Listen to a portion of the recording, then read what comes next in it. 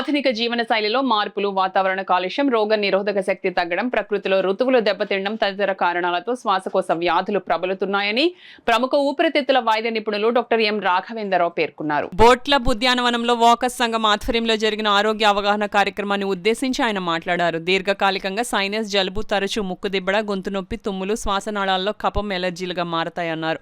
ఈ వైరస్ వ్యాధులు చిన్నపిల్లలు, వృద్ధులలో రోగనిరోధక శక్తి తక్కువగా ఉండడంతో త్వరగా చేరి వేధిస్తాయన్నారు.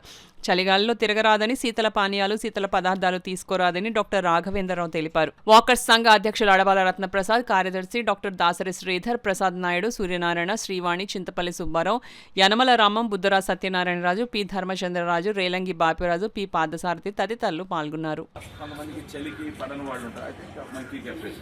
Mask is a must. చాలా దేశాల్లో, యూరోప్ దేశాల్లో ఏంటంటే వాళ్ళకి చలి వాతావరణం వల్ల చెకోస్లోవేకియా లాంటి కంట్రీస్ అంటే స్పెయిన్ వాళ్ళు ఏంటంటే సంవత్సరం పొడుగుతా వాళ్ళు మాస్క్ వేసుకుని ఉంటారు.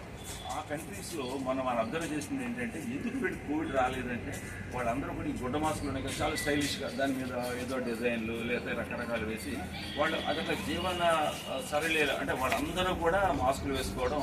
ఇప్పుడు ప్రస్తుతం భారతదేశంలో కూడా మనకి వైరస్ ఇప్పుడు ఏసీ ఎక్కువ వాడేవాళ్ళు ఉన్నాం.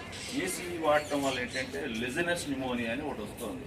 అది లిజనస్ న్యూమోనియా అనేది కేవలం ఏసీల్లో ఎయిర్ కండిషన్ ప్రాంతాల్లో నివసించే వాళ్ళకే ఎక్కువ వస్తుంది.